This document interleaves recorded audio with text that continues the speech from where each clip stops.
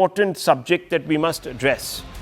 Should India be worried about the growing bonhomie between Pakistan and the United States? That question was sparked by a photograph released by Pakistan's Foreign Ministry, a picture that shows Pakistan's self-appointed Field Marshal General Asim Munir offering rare earth metals to President Trump, quite literally on a platter inside the Oval Office, as if he was a salesman for De Beers Corporation or something like that.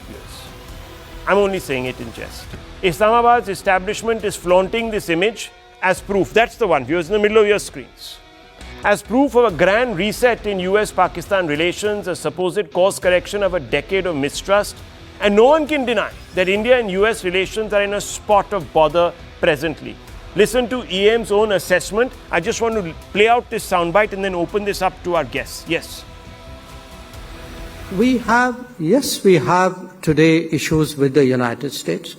A big part of it is the fact that we have not arrived at a landing ground for our trade discussions. And the inability so far to reach there has led to a certain tariff being levied on India. In addition, there is a second tariff, which we have said, we publicly said we regard it as very unfair, which has picked on us for sourcing energy from Russia, when of course there are other countries who have done so, including countries who right now have a far more antagonistic relationship with Russia than we do. It is clearly, viewers, it is clearly a matter of perplexing double standards.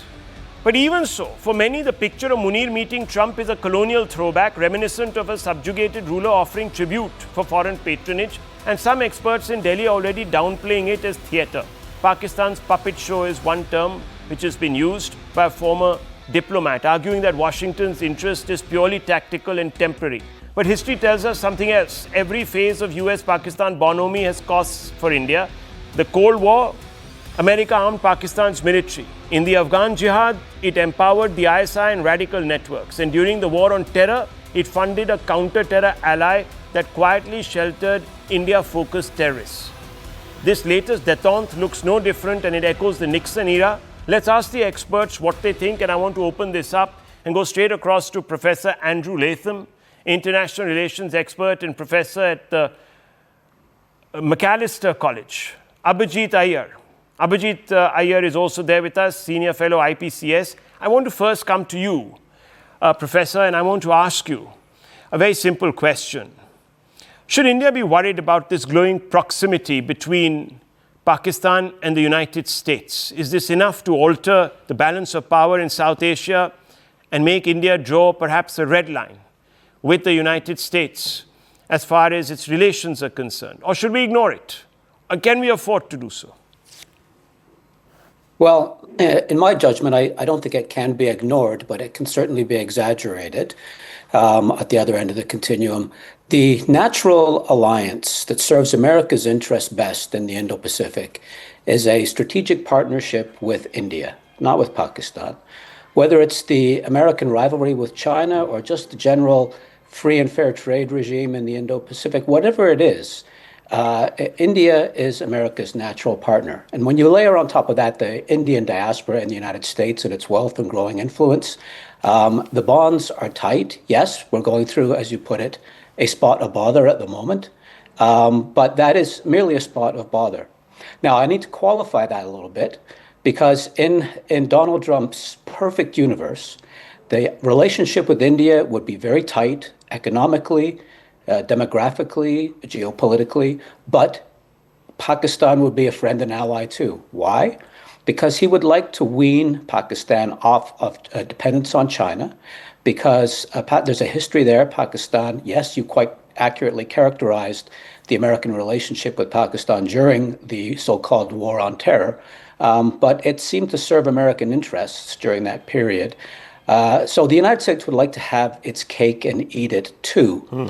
If it had to choose, though, on the basis of its national interests and in terms of domestic politics, India is its natural partner. Okay, interesting. Let me bring in Abhijit Iyer Mitra. Abhijit Iyer Mitra, I'll take you back to a time when Trump used to call Pakistan a backstabber and said that we should not even give them $1.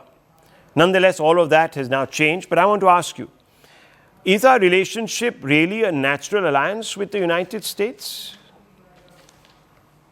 As long as China remains threat number one, yes, it is. The fact remains that, if you go, I mean, I hate theory, but still, if you go by balance of power theory, 1 and 2 never gang up. It's always 1 and 3 or 1 and 4 or 1, 3 and 4 that gang up against 2 or 2, 3 and 4 that gang up against 1. 1 and 2 never really, ever, historically, could you see 1 and 2 ever come together. So as long as China remains what it is, and what it is basically a modern state with a feudal mentality. They have juxtaposed, the West went through the Westphalian, the 30 Years' War and the West, developed the Westphalian system. The Chinese have never gone through that. They've still got a 9th century view of international geopolitics and things like that. And that makes them very, very, very dangerous. As long as that situation continues, yes, India and America, at the simplest possible terms, will be allies. Let's keep Pakistan separate from this, because what happens with Pakistan is, Trump has this thing now. Sure, it's very easy. There isn't a single presidential candidate, not Clinton, not Obama, not whoever, when they were campaigning to become president, did not criticize the ruling president at the time of, giving sops to China or falling for the Pakistani trap every single time. And the moment they come to power, they always think somehow that they're different. In Trump's case, there's a good faith basis for it, because nobody could actually make the Abraham Accords happen other than him. He has, to his credit, sorted out a lot of things.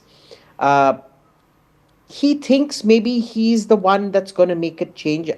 Look, we have a tactile knowledge of Pakistan, so we know that's not going to happen. But he's welcome to his fancies, or his fantasies in this case. Very quickly, do you think, Professor Latham, that Trump is using the good offices, so to speak, of Pakistan to approach Xi for that trade deal resolution? 30 seconds, sir.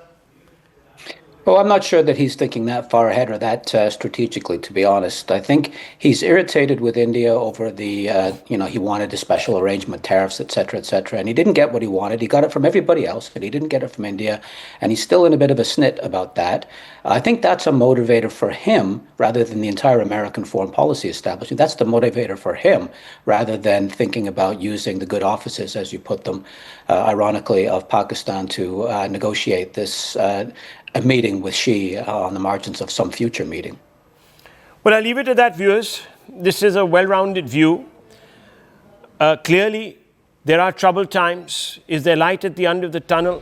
Who will blink first? These are questions that now remain unanswered. And if we do resolve our trade hiccups, we get over them really, then will it mean that Pakistan will again recede into the background because Trump will pivot towards India once again? I don't know, viewers. I don't have the answers. We're going to try and explore that with other commentators.